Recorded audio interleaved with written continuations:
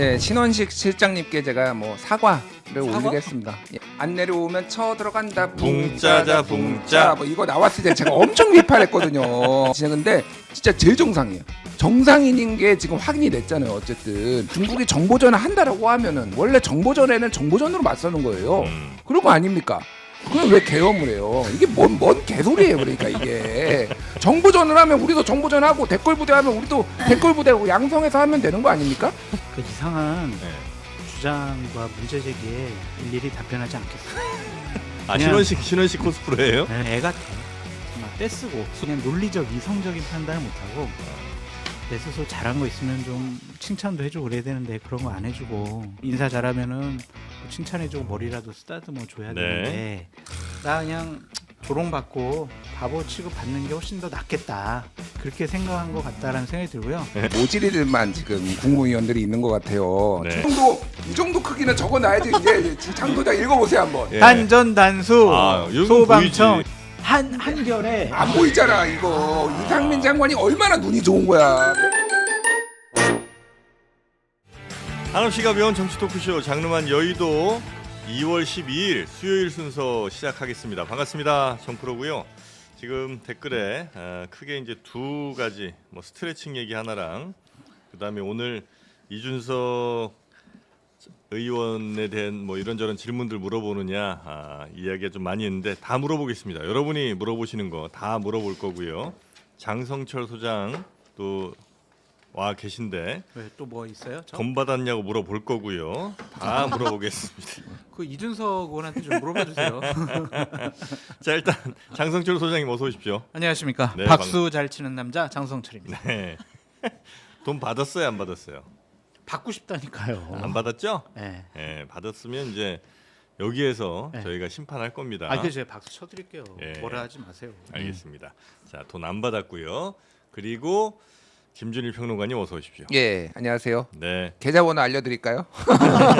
입금이 안 되고 있습니다 지금. 여러 예, 그렇게 돈 주려는 사람들이 있긴 있어요. 예를 들면 뭐 꼭 그 아니더라도 다른 정치인들이라도 그러니까 저는요. 얘기 좀 잘 좀 해줘. 저는 캐릭터가 확실한 게 네. 모든 정치권에서 제 스타일을 알아요. 모두각이고 얘는 이게 절대 안 변한다라고 생각을 하기 때문에 예. 저에 대해서 뭔가 뭐 회유를 하려거나 그런 게 없어요. 아, 그래요? 저는 뭐 그리고 이 저널리즘 윤리에 대해서 굉장히 민감한 사람입니다. 뭐 그럴 일이 전혀 없고 저는 다른 거보다도 신혜원 기자님의 유연함. 깜짝 놀랐어요. 다리가 막 하늘까지 치솟더라고. 사고가 유연해야 되는데 몸만 유연하면 어떻게 해? 저는 이게 다리가 찢어지지 않아요. 90도도 안 되거든요. 다리도 찢었어요? 아니요, 그냥 방금 근데 뒤로 쫙 뻗는데, 그렇습니까? 예. 저는 저널리즘 윤리가 없는 사람이거든요. 네. 그러니까 이 방송을 보는 국회의원, 뭐 정치 지망생들 아, 저한테 연락을 주셔가지고 마음껏 돈 주시라. 돈도 주시고 선물도 주시고 제가 그렇게 명절 때마다 예. 윤석열 대통령 그 선물을 받으면 얼마나 좋을까. 대통령실 그 선물 하나 그거 보내주는 거 예. 그거 10만 원짜리 예. 그거 하나 받으면은 제 정말 비판도 덜 하고 아하, 칭찬도 많이 할 수 있었는데 네. 그거 안 보내주셔가지고 알겠습니다. 하여튼 뭐 받으신 것들 없고 이따가 이준석 의원한테도 한번 그 관련된 질문이 요즘 뭐 보도가 좀 나오긴 했으니까 그것도 한번 물어보도록 하겠습니다. 신혜영 기자님 함께 하실 거고요. 안녕하십니까. 네, 반갑습니다. 따로 스트레칭을 배우는 데가 있나요? 아닙니다. 그건 아닙니까? 우리를 일으켜 죄송합니다. 우리를 이렇게. 자, 그러면 어제 헌재가 굉장히 뭐 말들도 많이 나오고 네. 또 좀 눈여겨볼 만한 장면들도 많았던 것 같습니다. 조금 집중적으로 먼저 좀 살펴보고 넘어가도록 하죠. 저희가 어제가 7차였잖아요. 네. 그러니까 매번 화목 할 때마다 진짜 몇 시간씩 열심히 보고 나서 다음날 정리를 하는데 너무 지겹고 똑같은 주장이 반복되고 그걸 해가지고 좀 다른 걸 해볼까 싶다가도 똑같은 주장도 참 신박하게 표현하는 워딩들이 있어. 많아서 또 맞아요. 안 다룰 수가 없습니다. 네. 동접 떨어지면 안 되는데 아무튼 가볼게요. 그러니까 네. 어제는 4명의 증인이 나왔어요. 이상민, 신원식, 백종욱, 김용빈 이렇게 네. 나왔는데 이제 계엄의 모의 상황, 계엄이 발효됐을 당시 어떤 국무회의 상황, 그때가 이제 좀 중점적으로 질문 대상이었어요. 근데 이제 그에 앞서서 우리가 이제 박수를 치고 시작을 해야 됩니다. 뭐죠? 계엄이 진짜 이유가 밝혀졌어요. 아, 대통령님 화이팅! 그럼 우리 JTBC 아이고. 사장님한테 항상 네. 박수 쳐드리면 우리 프로그램은 영구히 예. 이것이 폐지되지 않고 예, 주자가 들어올 때부터 박수를 치고 있죠 저는. 예. 박수 치고 시작해요. 예. 그러니까 어제 무슨 얘기를 했냐면 이제 두 가지 얘기를 했는데 이제 네. 대통령이 지난번에 2차 때인가 아무 일도 일어나지 않았다 이런 주장을 펴가지고 좀 공문을 샀잖아요. 어제 무슨 얘기를 했냐면 아무 일도 일어나지 않았고 군은 아무런 피해도 입히지 않았어. 오히려 시민들한테 군이 폭행당하는 일이 있었다니까. 이런 얘기를 하나 했고 그다음에 내가 왜 계엄을 했냐면 말이야. 내가 취임하기 전부터 야당은 탄핵 얘기를 했고 그 이후에도 한 100몇 번 탄핵 얘기를 했고 심지어 내가 국회를 갔는데 내가 시정연설을 하는데 어떻게 박수를 한 번 안 쳐줘? 라는 얘기를 한 거예요. 요거 직접 들어볼게요. 아 그렇습니까? 네. 내가 국회 예산안 기조 연설을 하러 가면 아무리 미워도 그래도 얘기 듣고 박수 한번 쳐주는 것이 대화와 타협의 기본인데. 네. 그러니까 우리가 그- 심기경으란 네. 말 하잖아요.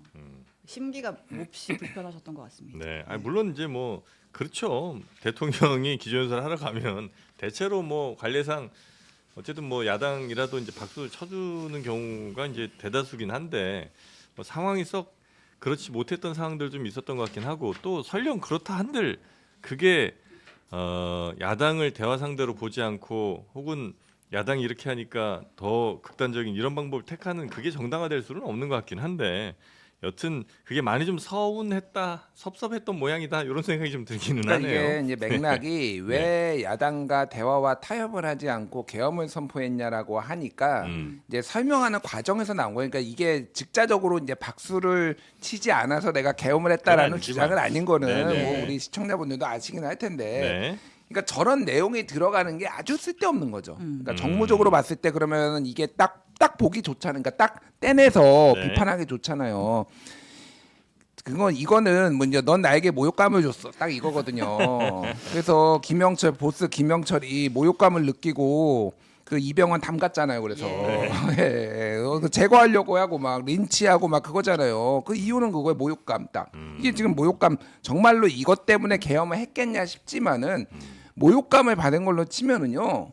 뭐 야당도 만만치 않아요. 그러니까 번 전체 야당 맨날 연설 때마다 종북 좌파 얘기하면서 그 민주당 반국가 세력.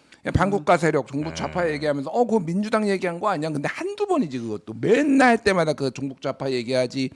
국회 개원식도 안 왔어요. 그러니까 시정연설이 3번 있었는데요. 네. 첫 해, 두 번째는 갔고 세 번째 해는 아직 안 왔어요. 그리고 국회 개원식은 87년 이후로 안 온 사람이 처음이에요. 대통령 윤석열이. 그때 뭐 했습니까? 윤석열 대통령? 뭐였죠? 진짜? 그때 청와대에서 네. 김건희 생일 파티 했어요. 아 용산에서. 예, 국회 개원 그 저녁 그 시간은 아니고 그 저녁 시간이긴 하지만은 네. 미국의 상원 의원들 와가지고 김건희 생일 파티하고 김건희 여사가 김건희가 나 이렇게 내 인생에 이렇게 뜻깊은 생일 파티는 처음이다 뭐 이런 거 언론 보도 나왔거든요. 그거를 본 국회의원들은 어떤 모욕감을 300명의 국회의원과 국회의장은 무슨 모욕감을 받았겠습니까? 우원식이 보살이야. 계엄했어야지 모욕감 받았는데 우원식은 뭐 하는 겁니까 도대체? 예? 우원식 국회의장 그러니까 말도 안 되는 얘기를 계속 이제 짓거리고 있다. 네. 이건 뭐 재판에 큰 영향을 미칠 발언은 아닌 것 같긴 하던데. 지층 결집용이죠. 아 이것도 예, 예. 네, 야당이 우리 대통령 인정 안 했다 뭐 이런 얘기를 이제 지지자들한테 한다는 거고요. 그래서 뭐 대통령이 어제 뭐 진술이라든지 이런 발언 같은 건 혹시 우리 소장님은 어떻게 보셨습니까? 애 같아요. 그냥. 애 같다. 네. 그래서 막 떼쓰고 순수하다 이런 뜻인가요? 아니죠. 그 순수하다, 순진하다 그런 게 보다는 그냥 논리적, 이성적인 판단을 못 하고 감정대로 행동을 한다 이거죠.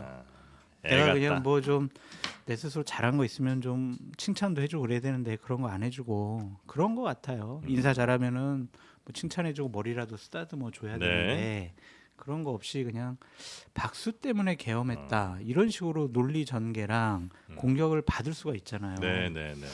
이런 얘기를 하는 것 자체가 지금까지 윤석열 대통령이 많은 이상한 얘기들을 해왔는데 그게 그냥 진심이었구나라는 좀 생각이 들어요. 아 저게 이제, 그냥 네. 정치적인 레토릭 같은 게 아니고 에, 진짜 그냥 자기 본심을 그냥- 얘기한 거구나. 그냥 감정대로 느낀 대로 그냥 얘기하는 거구나. 아. 진짜 이렇게 생각했구나. 네. 정말 그 앞에서 박수 안 쳐주면은 개헌까지 하고 그 앞에서 아부하지 않으면은 경로하고 경로하고. 아 이런 것들이 진짜였구나 아. 그런 생각이 드네요. 그래서 네. 야당에서도 논평이 나왔는데 북한으로 가라. 북한으로 가라. 북한으로 가면 뭐. 아니 그러니까 국힘 데리고 북한 가라 뭐 이런 얘기인데 뭐냐면은 이게 이제 북한에서 박수 제대로 안 친다고 자신의 어떤 충성심을 제대로 안 보인다고 뭐 갑자기 숙청되거나 뭐 이러잖아요. 실제 그 사례가 뭐 있었는데 2013년에 김정은의 고모부인 장성택이 갑자기 처형당합니다. 하필 장성철 소장 있는데 장성택 얘기를 하시면 아 그러니까요. 어떤 관계시죠? 종북인가요 혹시? 어떤 관계인지 궁금한데 네. 그때 기관단 총으로 쏴버려서 죽이거든요. 그거를 예. 공개를 하는데 네. 그때 명분 이제 본인의 집권을 강화하기 위해서 한 거였는데 그때 명분이 뭐였는지 아세요? 열정적으로 박수를 안 쳤다. 진짜요? 아, 예, 진짜예요. 그랬었나? 장성택 처형했을 때 네. 그리고 태도가 불량했다. 맞아. 짝다리 짚고 이렇게 그 주성님 말씀하시는데 이러고 있고 노동당 최고- 회의할 때 최고존엄 노동당 앞에서. 의원이 최고존엄 포착이 앞에서 돼서. 감히 아. 물론 이제 그 뒷얘기는 뭐냐면은 장성철이 김정은 험담 장성철이 아니라 그러니까 잠깐만요. 헷갈리지 마시라고. 택. 장성택이 김정은 험담하는 게 도청당해가지고 그래가지고 이게 이제 처형됐다라는 게 정설이긴 한데 내세운 거는 네. 박수 안 쳤다고 처형당했어요. 김정은이랑 뭐가 나만의 김정은이에요. 윤석열은 아하. 뭐가 다릅니까 이게? 네. 네. 아니 북한 가서 최고 지도자만 되면 다행인데 그렇지 못하니까 못 가는 거지. 근데 저는 그때 한번 처형 당했었어요. 누가요? 저요. 언제요? KBS 정치부 출입 기자가 아. 저랑 친한 동생인데 예? 갑자기 외교통일부로 발령이 난 거예요. 근데 음. 바로 그날 그 사건이 터진 거야. 저랑 통화하다가 형 나 뭐 저 이제 통일부로 왔어. 외교통일부로 왔어. 그러면서 그 기사를 쓰다가 네.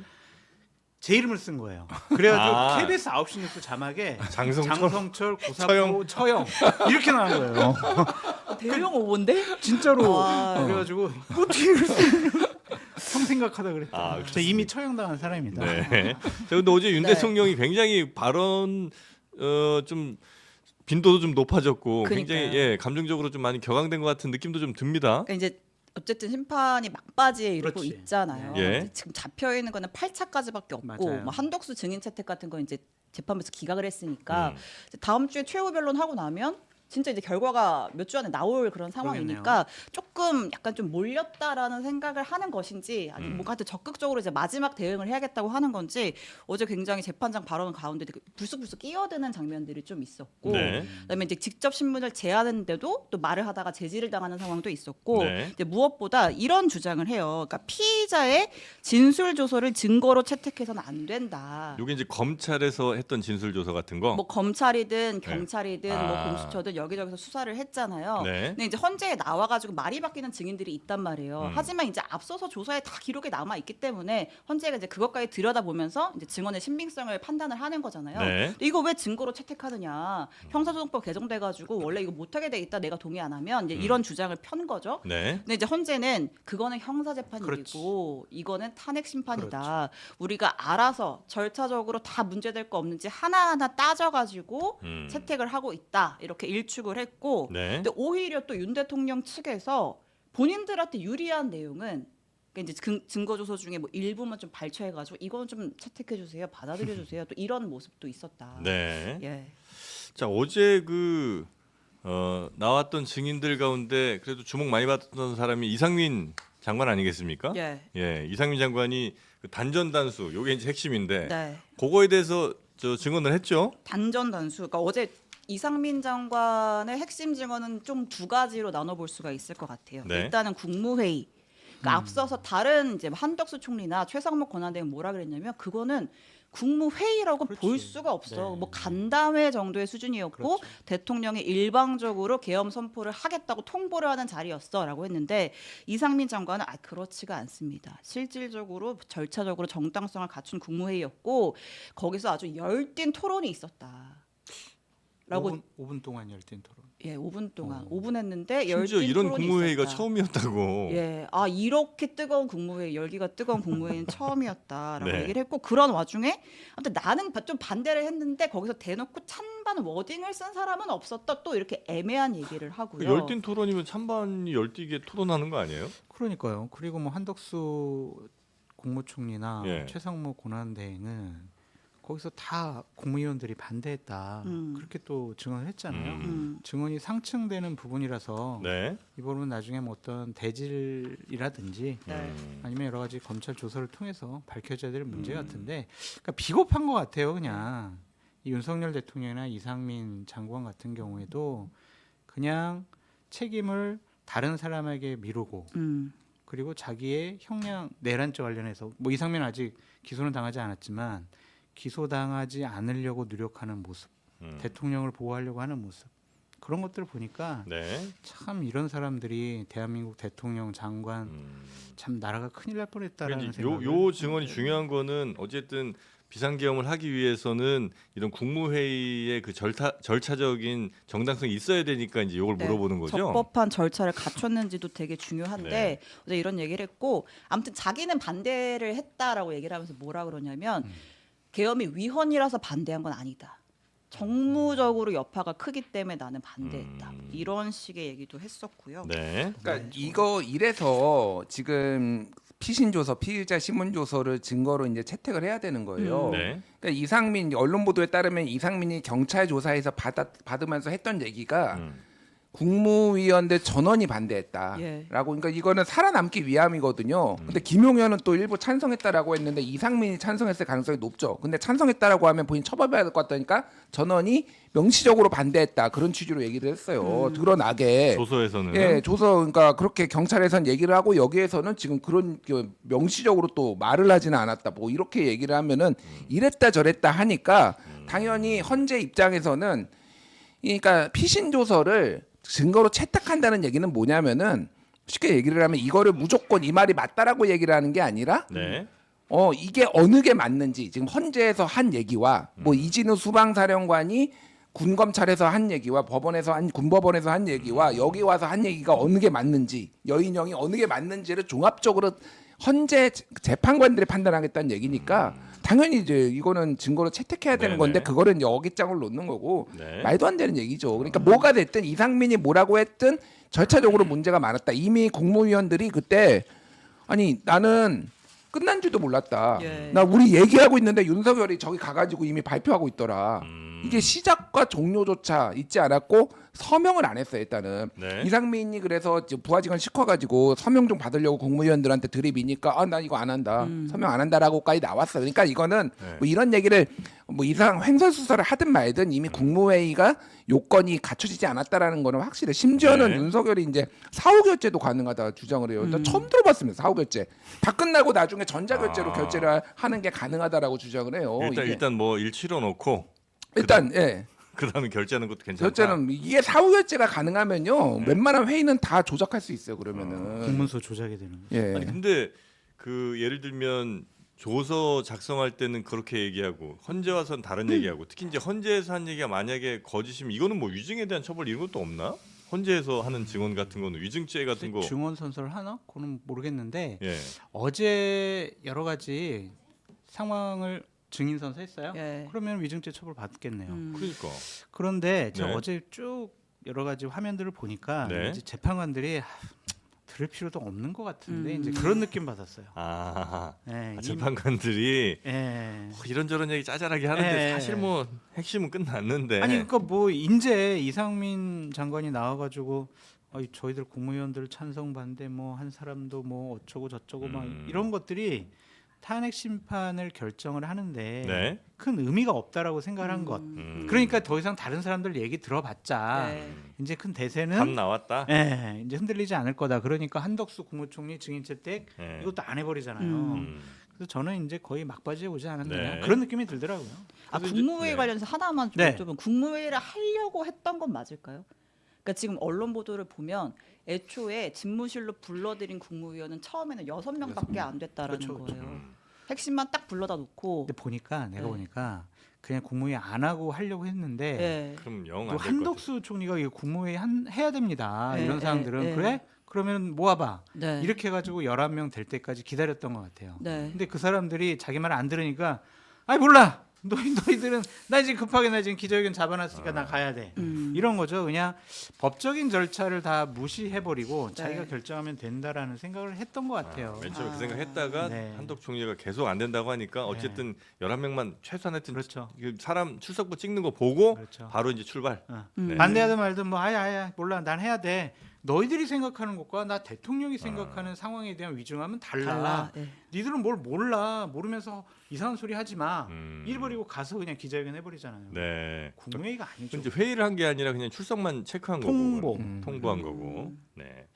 요식행위. 이상민 네. 장관이 그래서 아, 예. 그 단전 단수. 예, 그 얘기를 해야 됩니다. 그거 아주 신박한 증언이에요. 아, 이게 받아서 본 것도 아니고 예, 멀리서 그죠? 네. 뭐라고 했습니까? 집무실에서 네. 대통령 집무실에서 종이 쪽지 문건이란 표현 안 씁니다. 네. 종이 쪽지를 몇 개를 멀리서 본 게 있다. 와 시력이 좋으셔. 몽골인인가 봐요. 아무튼 이게 멀리서 봤는데 네. 머릿말에 단전단수 이런 내용이 적혀 있었다. 그러니까 쪽지를 직접 받은 건 아니다. 대통령한테 내가 직접 지시를 받거나 하달 받은 건 아니고 멀리서 봤는데 봤다. 전체 문장을 다 본 것도 아니고 거기 보니까 단전 단수 이런 글씨들이 좀 보였다. 요 정도 이제 증언인 거죠? 예, 대통령한테 뭐 다른 문건 혹은 뭐 구두로라도 지시를 받은 건 전혀 없었다. 자, 근데 소방청장이 나와서 증언을 했었잖아요. 네. 전화가 왔다 이상민한테. 언론사 5개 얘기하면서 단전 단수 지시가 있었다라고 했는데 네. 이상민 장관은 나 소방청장한테도 그런 지시 한 적 없어. 계엄이 되면 국민들의 안전이 우려가 되니까 그런 걸 걱정해서 대통령이 홍장원 차장한테는 격려 전화를 하고 이상민 장관은 소방청장한테 걱정해서 이제 우려에 섞인 전화를 했다라는 건데 앞서도 얘기했지만 소방청장은 분명하게 예 언론사 5곳이요라고 하면서 당시에 전화를 받고 부하 직원한테 예. 야 단전 단수가 우리 업무 맞아? 라고까지 되물어서 기억을 했다라는 건데 예. 어쨌든 이상민 장관의 주장 잠깐 들어보고 아, 그럴까요? 들어야 돼요 꼭. 듣겠습니다. 예. 제가 대통령실에서 종이 쪽지 몇 개를 좀 멀리서 이렇게 본 게 있습니다. 그런데 그 쪽지 중에는 소방청 단전 단수 이런 내용이 적혀져 있었습니다. 한겨레도 신문, 있었던 것 같고요. JTBC 맞습니까?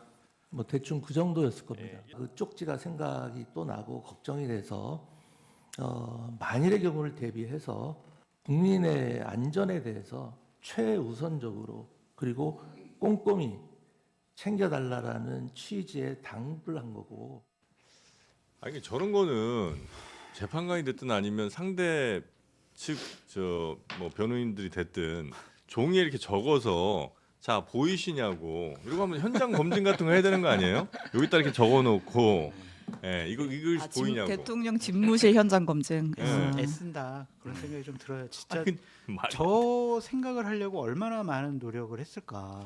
노력한 것 치고 너무 좀 그러니까 어설프지 않나요? 뭔가 합리적으로 상식적으로 네. 설명하기가 어려우니까 네. 그냥 조롱받고 바보 취급 받는 게 훨씬 더 낫겠다. 그렇게 생각한 것 같다라는 생각이 들고요. 네. 제가 이거 신혜영 기자님 저 앞에 쪽지들 몇 개 있는데 네. 저희 보니까 상암동 요가학원 뭐 이렇게 적혀 있는데 제가 요가학원에 좀 전화를 해야 될 것 같아요. 걱정. 보여 글씨 보여요. 네, 보여 지금 아, 저 메모로 써놓으셨는데 가능하네. 가능해요. 저는 뭐 충분히 아. 이상민 장관 얘기가 인정이 되는데 음. 근데 저는 이게 웃긴 게 뭐냐면은 그동안 야 아니 단전 단수 야 이게 말이 돼 이게 정말 야 이거 탄핵사유야 막 이렇게 공격 많이 받았잖아요. 네네네. 한 2주 이상. 네. 근데 지금까지 가만히 있었어. 그냥 공격 받을 거 다 받고 네. 말도 안 되는 저런 언론 탄압하는 그런 대통령, 그런 장관 공격 다 받고 그동안 가만히 있다가 이제 와가지고 이러한 해명을 한다고요? 그러니까 이거는 꾸며낸 거죠. 아, 상상 속에서. 국회 나와서는 한 마디도 안 했죠. 그렇죠. 이상민 장관이. 그러니까 그때까지는 생각을 못 한 거야. 예. 좀 멀리라고 할까, 가까이라고 얘기할까 이런 단어 선택에 대해서 확신을 못 한 거예요. 그때까지는. 그러니까 일단 그 문건이 자기의 손에 들어오지 않았다는 건 어떻게든 얘기하고 그렇죠. 싶고 내가 받은 건 아니다. 그렇지, 어떻게든 얘기하고 싶고 그렇다고 단전 단수 얘기를 안 하기도 매우 그렇죠. 애매한 상황이 됐고 전화 받은 사람이 있으니까 그러면 내가 할 수 있는 최선의 선택은 좀 멀리 단전 단수는 봤으나 걱정돼서 통화는 했지만 명령한 건 아니고 대신 나는 그 문건을 갖고 있지는 않고 받은 적도 없다. 요 그렇죠. 정도로 머리를 짜냈다. 그러니까 지금 다 약간 업무 태만 아니면 뭐 모질이들만 지금 국무위원들이 있는 것 같아요. 네. 최상목은 이제 주장하기로는 네. 윤석열 대통령이 줬어 문건을. 그러니까 안 보고 차관한테 이렇게 뭐 절대 보지 않아. 절대 볼 수 없어 이렇게.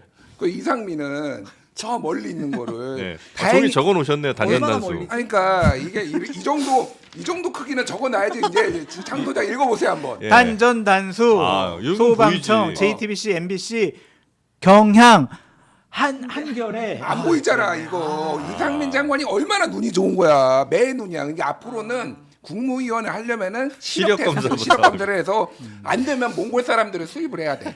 그래서 귀화를 시켜서 아, 그걸 갑자기 장관. 몽골 사람들은 왜 아니, 나옵니까? 워낙 좋으니까 시력 매 눈으로 거기는 네. 막 시력이 뭐 8.0 그런 데잖아요. 그러니까 이게 무슨 바보 같은 이게 해프닝이에요. 그러니까 네. 그러니까 이런 얘기가 국가의 어떤 뭐라고 할까요? 그냥 우스개 좀 진짜. 웃음거리가 돼버리고 있어요 지금. 일국의 네. 국무위원들이 저런 얘기는 하고 앉아 있고 그 웃음거리가 된 거 같은 게 또 있습니다. 또 계속. 있어요? 예. 여기가 저는 절정이었다고 뭡니까? 봅니다. 어제 보다가 네. 너무 정신이 혼미해져가지고 뭔데요? 이걸 내일 우리 어떻게 번쩍 뜨인 다루지? 그 네. 단어가 있죠. 하이브리드 전쟁. 중국발 하이브리드, 그러니까 부정선거의 주장에 하나를 더 얹은 거예요. 그러니까 부정선거가 있었고 그 배후에 중국이 있는 거 아니냐 이런 주장을 대통령 즉 변호인단에서 했습니다. 이거 뭐 일종의 좀 헌재 재판정에서 이런 얘기를 우리가 듣게 되다니 약간 이런 내용이었는데 이게 신원식 국가안보실장 나왔을 때 했던 얘기거든요. 이거 네. 잠깐 들어볼게요. 과거에 우리나라 정부에서 문재인 대통령이 중국 몽을 함께 하겠다. 또 지금 이재명 대표께서 중국과 대만의 문제에 대해서 양국에 대해서 쎄쎄하면 된다. 이런 표현들을 하는 것과 같이 정부 여당이거나 또는 국회 일당의 대표가 그런 친중적인 발언을 공공연하게 하면 그런 경우에도 하이브리드 전을 전개하기에는 적절한 환경은 아닙니까? 예, 그것도 답변을 하지 않겠습니다. 네. 그러니까 이게 이제 그 하이브리드 전쟁이라고 하면 이른바 그러니까 군사적인 그 전쟁이 있는 거고 그다음에 이제 소프트적인 전쟁이 또 있는 건 비군사적 전쟁이 있는데 이걸 다 네. 섞어서 하는 걸 이제 하이브리드 전쟁이라고 우리가 이제 익히는 알고 있잖아요. 네.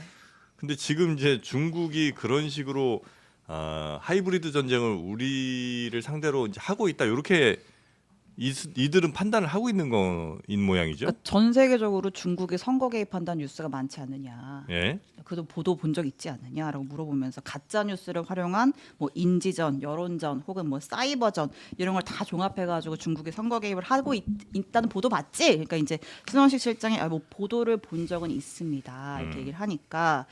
근데 그런 상황에서 앞에 우리 들었던 뭐 문재인 대통령이 중국몽 얘기하고 이재명 대표가 쎄쎄 얘기하는데 이런 대한민국 환경 중국이 하이브리드 전쟁을 전개하기 참 좋은 환경 아닙니까? 라고 하니까 신원식 실장이 가정을 전제로 그렇게 외교에 영향을 미칠 수 있는 사안에 대해서는 이제 답변하지 않겠습니다. 이제 호응을 안 해주죠. 네. 근데 이 뒤에도 계속 한 몇십 분 정도 이 하이브리드 전쟁에 대한 논거를 계속해서 네. 펼칩니다. 대통령실 변호인. 근데 이 신원식 실장은 확실히 이제 윤석열 대통령 측과는 선을 좀 그으려고 하는 것 같은 느낌이 좀 있더라고요. 신원식 실장 같은 경우에 네. 무슨 뭐 정광훈 목사 집회에 나가가지고 좀 뭐 그런 소리 했다고 그래서 약간 좀 공격을 받았지만 네. 공짜다 공짜요? 네, 네. 대단히 유능하고 좀 군인 정신 투철하고 스마트한 분이에요. 아, 그래요? 그분이. 그렇기 때문에 정상적인 생각과 사고를 갖고 있기 때문에 길게 뭐 그거 답변하지 않겠습니다 막 이렇게 얘기를 하잖아요. 네. 그거는 뭐냐면 헛소리 하지 마 이거예요. 진짜 웃기는 헛소리 하지 마. 그러니까 이 신원식 장관 같이 정상적인 사람이 결국에는 작년 3월 달에 네. 뭐 김용현 처장, 여윤영 뭐 방첩사령관 이런 사람들과 대통령이 모여가지고 네. 비상조치 막 이런 얘기를 하니까 네. 말도 안 된다고 막 하다가 네. 거기서 이제 제껴진 거 아니에요. 아웃된 거죠. 국방부 장관에서 그래서 제껴져가지고 갑자기 안보실장도 안보실장으로 뜬금 영전이 네. 됐죠. 예. 그런 거랑 이제 껴주질 않은 거잖아요. 음. 아니 너는 좀 부정적이니까 너랑 상의 안 할래. 너 빠져. 소외시켜 버린 거잖아요. 패싱. 네. 그러니까 얼마나 신원식 실장이 정상적이었느냐가 이번에 헌법재판소 증언을 통해서 정부에서 아웃되거나 소외되면 그게 정상이라는 하나의 증거가 되는 거군요. 그렇게 돼 버렸어요. 일단 예, 신원식 실장님께 제가 뭐 사과를 올리겠습니다. 예, 아니 제가 그 안 내려오면 쳐 들어간다 붕짜자, 붕짜. 뭐 이거 나왔을 때 제가 엄청 비판했거든요. 아니 이런 사람은 어떻게 국방부 장관 대한민국 국방부 장관으로 앉히냐. 근데 진짜 제일 정상이에요. 제일 멀쩡해. 아 그래요? 그냥 뭐 정상인인 게 지금 확인이 됐잖아요. 어쨌든. 예, 게다가 지금 어쨌든 안보실장인데 안보실장이 만약에 저게 정확하게 저렇게 했듯이 외교 문제 생겨요. 저기에서 그럼요. 저렇게 말을 뭐 그렇다라고 말을 섞으면은 아, 그렇지. 최소한의 어떤 공직자로서의 어떤 윤리의식 그리고 어떤 책임의식이 있었다. 붕짜자만 가지고 우리가 판단하면 안 되겠구나. 아. 제가 좀 죄송하다 사과를 드리고요. 근데 이미 외교적으로 좀 문제는 생긴 것 같아요. 중국에서 굉장히 좀 불쾌하다는 한번 그- 지난번에 예. 발표했었죠. 대사관이 대사가 맞아요. 얘기했어요. 예. 중국은 한국- 일관되게 내정 불간섭 원칙을 견지해 왔다. 그래가지고 뭐 이제 여러 가지 음모론에 대해서 그냥 네. 점잖게 얘기를 했는데 아니, 그러니까 설령 중국이 정보전을 한다라고 하면은 원래 정보전에는 정보전으로 맞서는 거예요. 그런 거 아닙니까?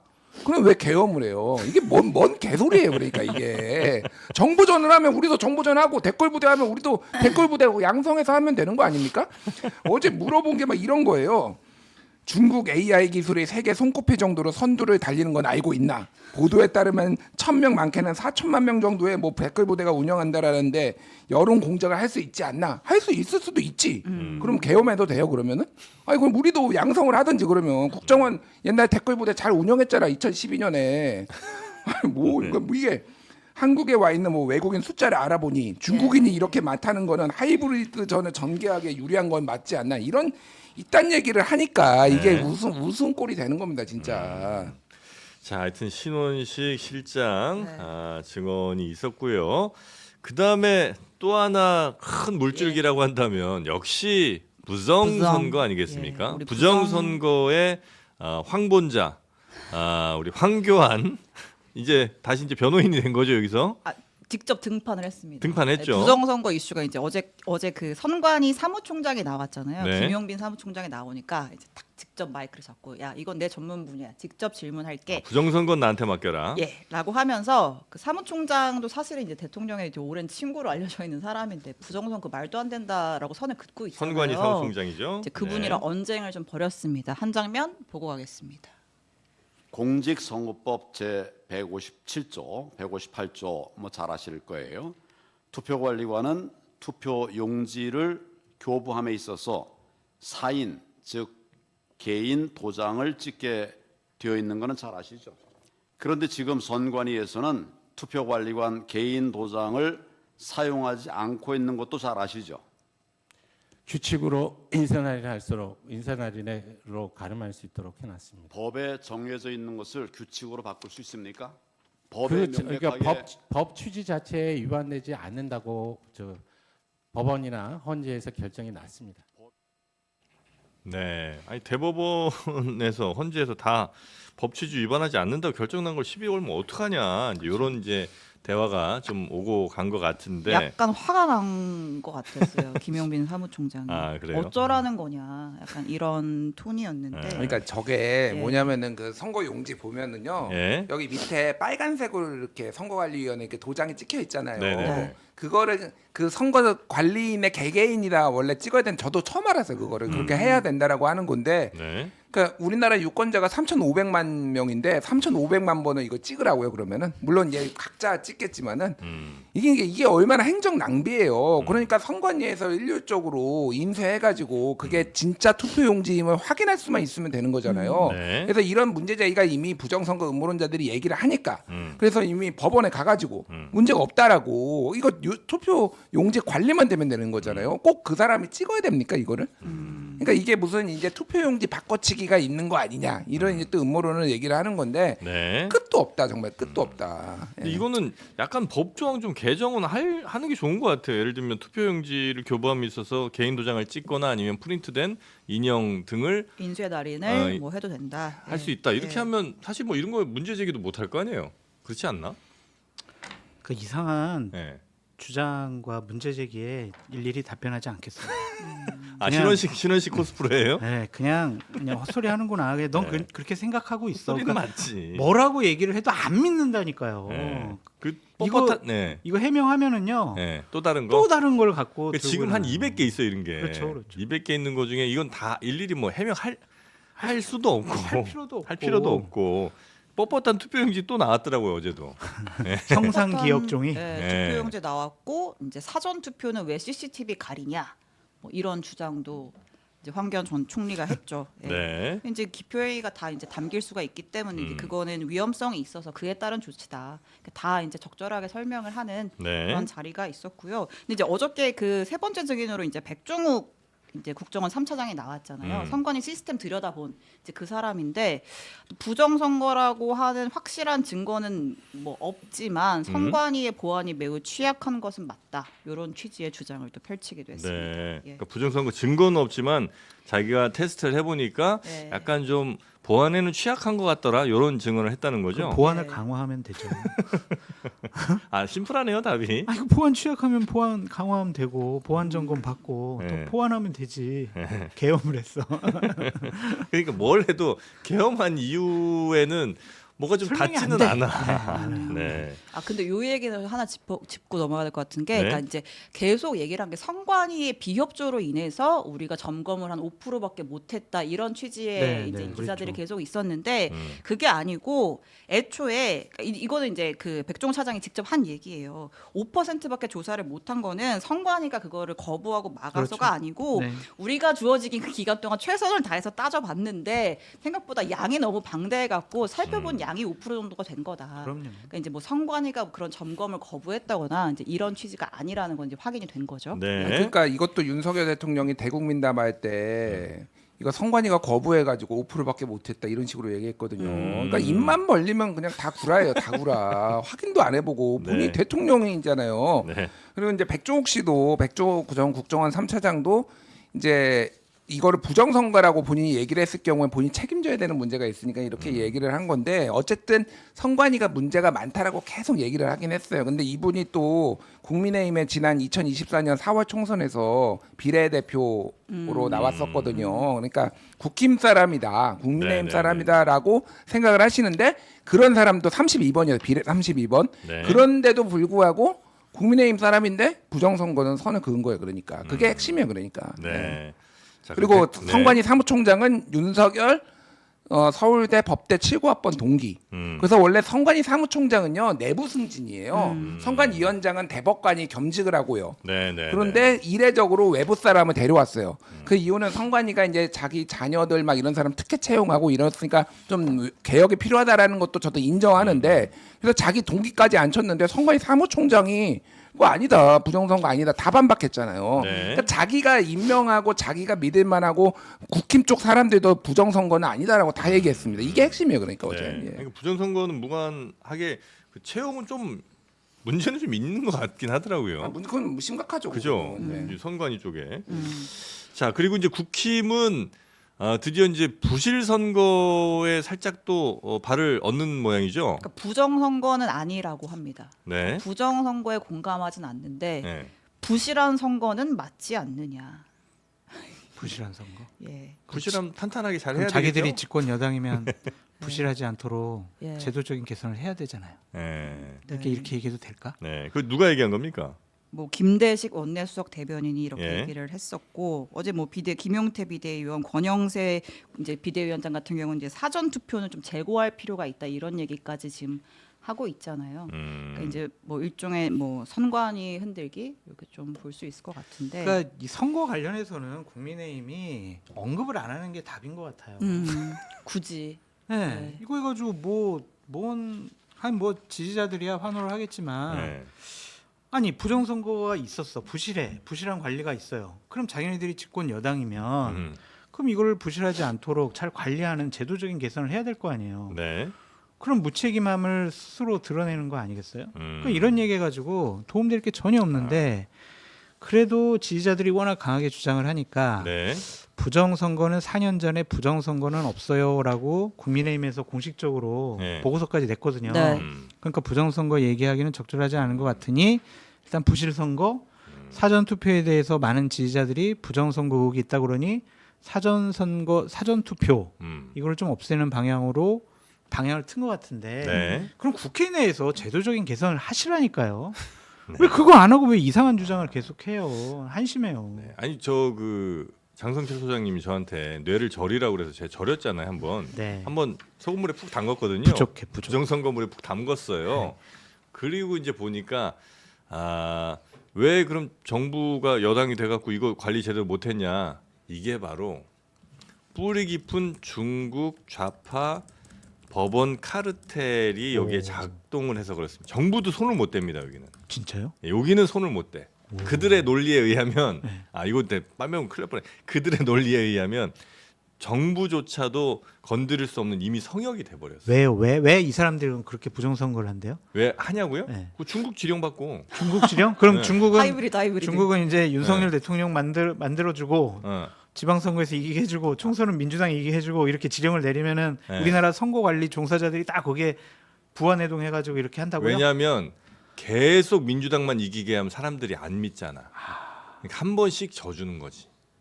어때? 중요하지 않은 선거는 한 번씩 져주고 대선이 대선은 안중에 대선이 대선은 원래 윤석열이 10% 가까이 차이 나게 이기는 거였어요. 부정하다 미쳐 역부족. 역부족이구나. 예, 됐죠.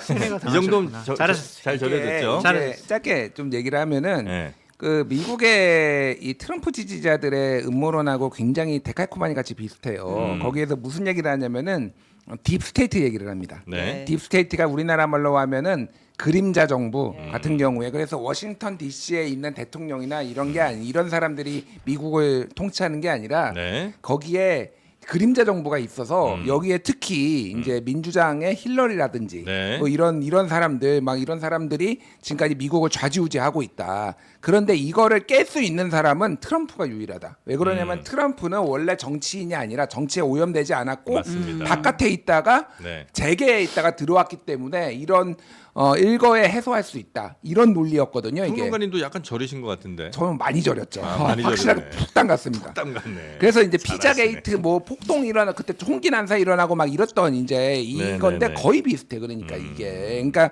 보이지 않는 손이 작동하고 있고 그거를 해결할 수 있는 사람은 구국의 영웅 트럼프 아니면은 그렇죠. 윤석열이다. 이런 네. 식으로 이제 논리가 되는 거예요. 이게 약간 다 미친놈들이다.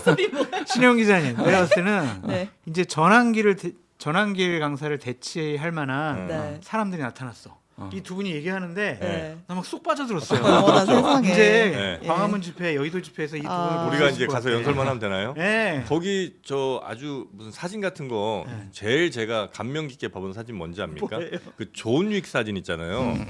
총 360도로 존 윅을 이렇게 겨누고 있고. 키아누 리브스. 네, 키아누 리브스. 네. 그 존 윅 위치에 윤석열 대통령이 들어가 있습니다. 아, 언론, 좌파 카르텔, 민주당, 뭐 이렇게 사법부 뭐 이런 데서 다 총을 겨누고 있어. 아. 윤석열 혼자 오로지 버티면서 어벤져스야? 방패야? 두벅두벅 근데 외로운 이겨내기로 길을 가는. 그거는 문재인 정부 때 그 자리에 문재인이 있었어요. 아 그랬어요? 아 나 못 그리고 봤어 그거는. 뭐 국힘 뭐 이럴 때뭐 이런 데서 언론 뭐 원본이 검찰. 따로 있구나. 그러니까 원본 그 영화 포스터를 민주당 쪽에서 그때 문재인을 갖다 썼고 아 그래요? 지금은 이제 윤석열을 갖다 쓰는데 참 좌우 통합 됐네. 아 그러니까 대통합이야 대통합. 제발 근데 거리에는 나가지 마십시오. 알겠습니다. 대통령이 그 국민 변호인단인가? 네. 뭐 가입자가 한 14만이 네. 넘었대잖아요. 그래서 국민이 자유 대한민국을 변호하니 탄핵 공작에 맞서서 국민들이 승리할 것이다. 예, 근데 신기한 이거는 14만 명이나 가입했어라고 보기엔 어렵고 아, 그래요? 우리가 판단해야 되는 건 예. 야 14만 명밖에 가입을 안 했구나. 아, 그렇게 판단하는 게 맞을 것 같은데요. 네. 너무나 놀라워서. 놀라워요. 자, 근데 어제 그 국회에서 교섭단체 대표 연설에 권성동 대표가 이제 나갔죠? 네. 네. 이제 엊그제 이제 임시국회 시작하면서 이재명 대표가 했고 어저께 이제 권성동 국민의힘 원내대표가 연단에 섰는데 한 40분 동안 엄청 길게 했거든요. 네. 이제 핵심 메시지는 왜 비상조치 계엄이죠?가 내려졌는지 따져봐야 한다. 국정 위기 유발자, 헌정 질서를 파괴한 주범은 더불어민주당 이재명 세력이다. 굉장히 좀 강도 높게 멘트가 민주당 좀- 얘기 한 예. 44번 했고 네. 이재명 대표 이름이 한 18번 정도 등장을 했죠. 예. 이제 너희 때문에 이렇게 됐다가 이제 핵심 메시지라고 할 수 있겠습니다. 네. 뭐 이재명 대표의 저 정책에 대한 비판도 굉장히 많이 하는 이재명 대표 비판하고 민주당 비판에 거의 모든 시간을 할애한 것 같은. 예, 네. 그리고 이제 마지막에 뭐 개헌해야 된다 뭐 이렇게 좀 했는데 개헌을 이제 마지막에 주장을 했고요. 예. 네. 그 권성동 대표의 민주당 비판, 이재명 대표 비판, 그 다음에 개헌 카드 꺼내기. 요거는 뭐 어떤 전략이라고 우리가 이해할 게 있어요? 아니면 그냥 대선을 앞두고 네. 이재명 나빠요, 민주당 나빠요. 그 프레임을 계속 국민들에게 세뇌시키려고 네. 반복적인 학습을 시키는 거라고 보여지는데 음. 최악의 여당 대표의 대표 연설인 것 같아요. 왜냐면은 네. 집권 여당 대표라면은 앞으로 우리가 음. 정치, 외교, 사회, 문화, 경제 이런 분야에 있어서 국정을 어떻게 추진해 나가겠습니다라는 원론적인 약속 같은 거를 다 거기에 담거든요. 그러고 나서 그냥 야당 너희들 너무해. 좀 협조 좀 해줘. 이게 스토리가 맞는 건데 이거는 그냥 처음부터 끝까지 이재명 대표를 비판하고 욕하는 거잖아요. 네. 국민 앞에 우리 집권 여당이 앞으로 국정 운영 이렇게 하겠습니다라는 소중한 국회 대표 연설을 그냥 여당의 대변인이 네. 민주당 욕하는 당내 기자회견으로 바꾼 것은 대단히 나쁜 선례를 네, 보여준 네, 것이다라고 볼 수밖에 없네요. 근데 이건 그 어제 제가 느낀 거는 네. 여당 혹은 이제 지금 열심히 지지하시는 분들을 대상으로 한 연설인 것 같다는 느낌은 살짝 좀 항상 그렇죠. 그렇죠. 타겟은 예. 지지층이에요. 왜냐면 이제 다. 그 지지층 상대로 하면 사과하는 게 별로 안 좋을 수도 있긴 하거든요. 근데 그러면 안 된다는 게 제 말씀이에요. 그러니까 만약 국민을 집권 보고 여당은. 하면 사과하는 게 맞죠. 근데 이제 지지자만 보고 하면 이제 고개 숙이고 사과하면 아유 저거 저래서 무슨 국민의힘을 이끈다고 말이야. 지금 저 민주당이 저렇게 우리를 괴롭히고 있는데 이런 이제 여론이 형성되니까 지지자들 사이에서는 정당은 동호회가 아니잖아요. 그렇죠? 네. 우리끼리 그냥 마음 맞는 사람들끼리 우리끼리 운동도 하고 술도 먹고 여러 가지 얘기 나누고 그런 게 아니란 말이에요.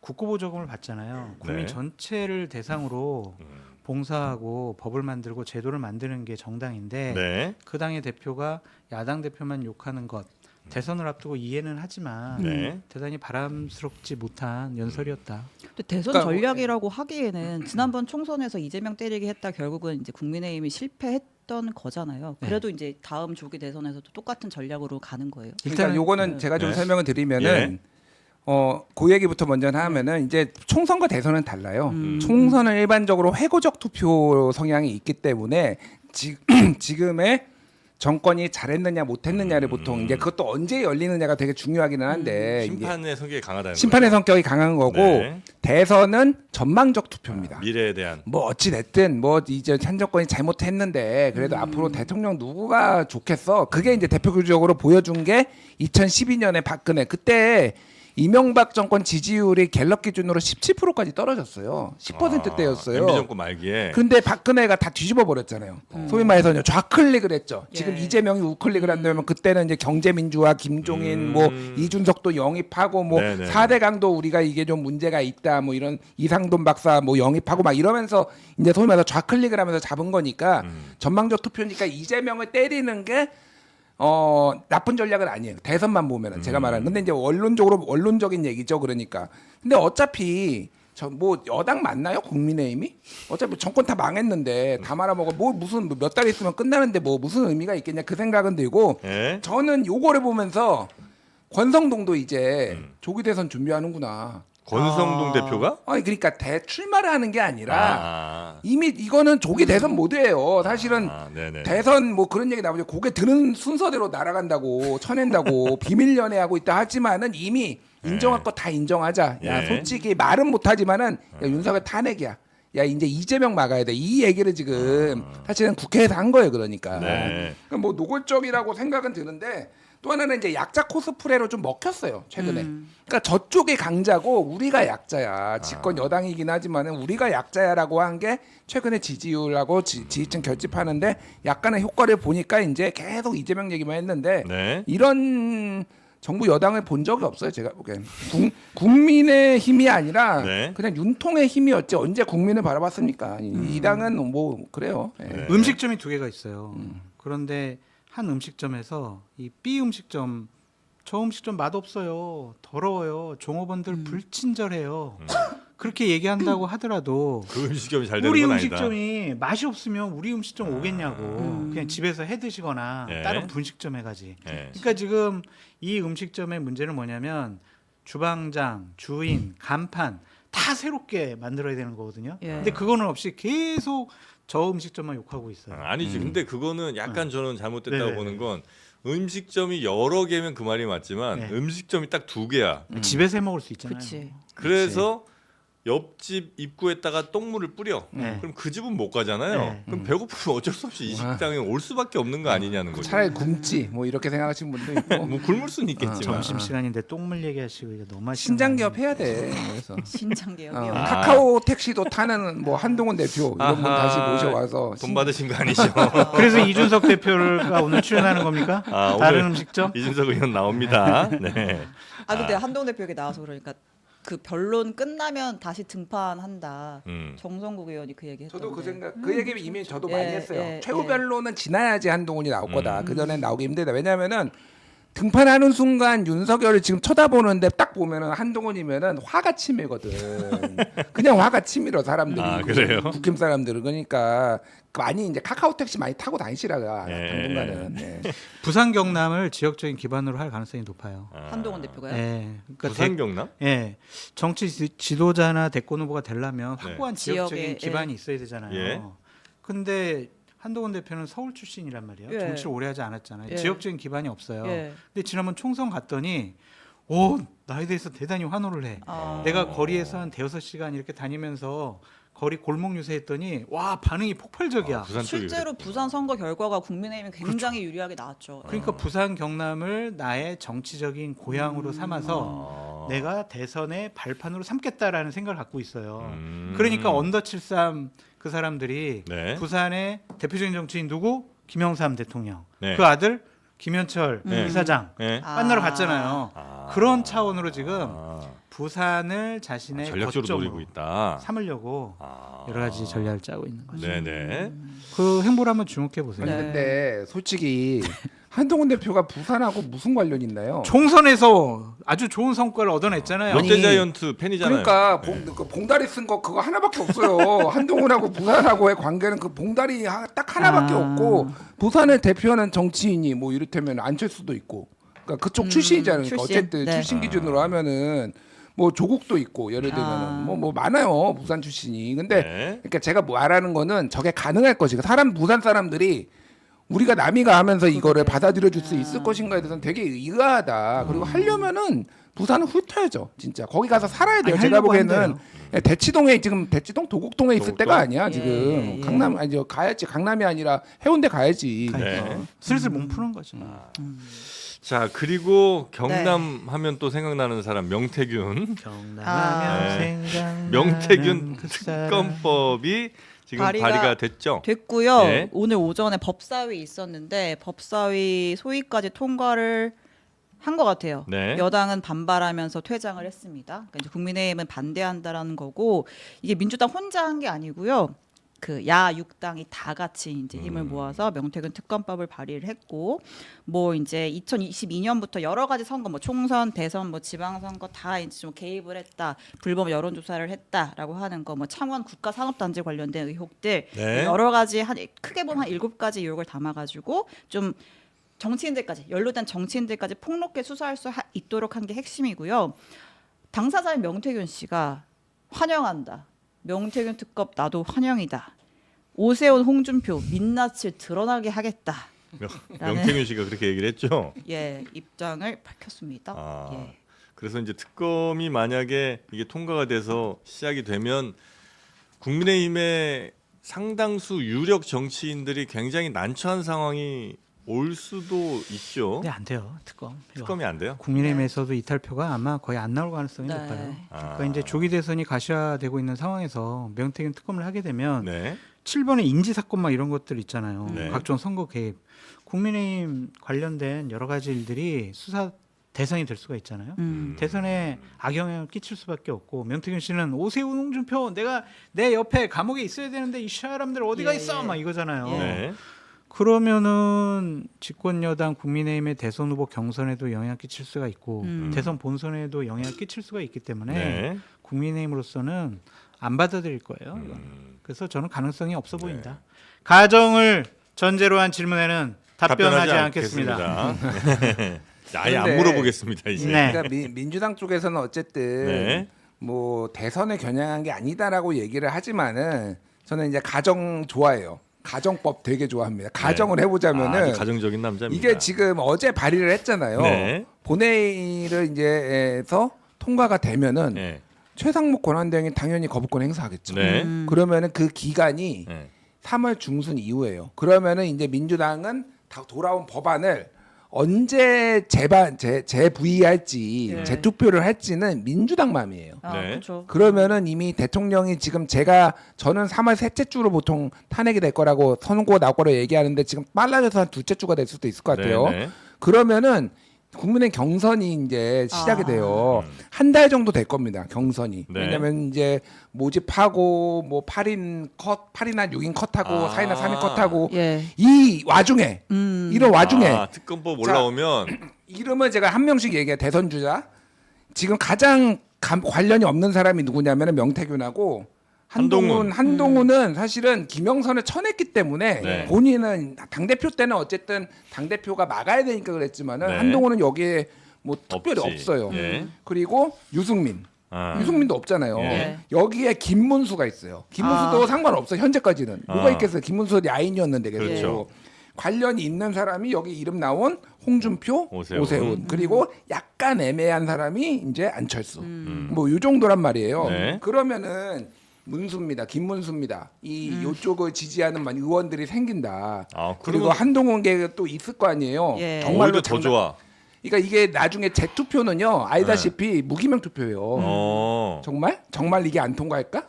안 통과해. 모르지. 몰라. 그러니까 정확하게 나도. 경선 만약에 들어가고 서로 싸우고 그렇게 되면 어쩌면 끌어내리기 위해서라도 통과시킬 수도 있다. 통과 가능성이 있어. 제가 보기에는 없다라고 보기 어. 힘들어요. 그건 민주당이 그런 것까지 아니라고 해요. 민주당에서 절대 우리는 그런 거 아니다라고 하지만은 그것까지 보고서 한 거다. 제가 보기에는. 아 그래요. 이거는 국민의힘으로서 그러니까 당으로 보면 굉장히 치명적일 수밖에 없겠네요. 나중에 이제 본선 같은데 가더라도 이 계속 이제 국민의힘 당 얘기가 나올 거 아니에요. 그래서 결국에는 제가 쓴 정권이 뭐 어디가 잡을지 모르겠지만 그 새로운 정권이 들었으면 네. 그때 아마 이제 특검법 통해서 밝혀지지 않을까. 그래서 명태균 저는 특검.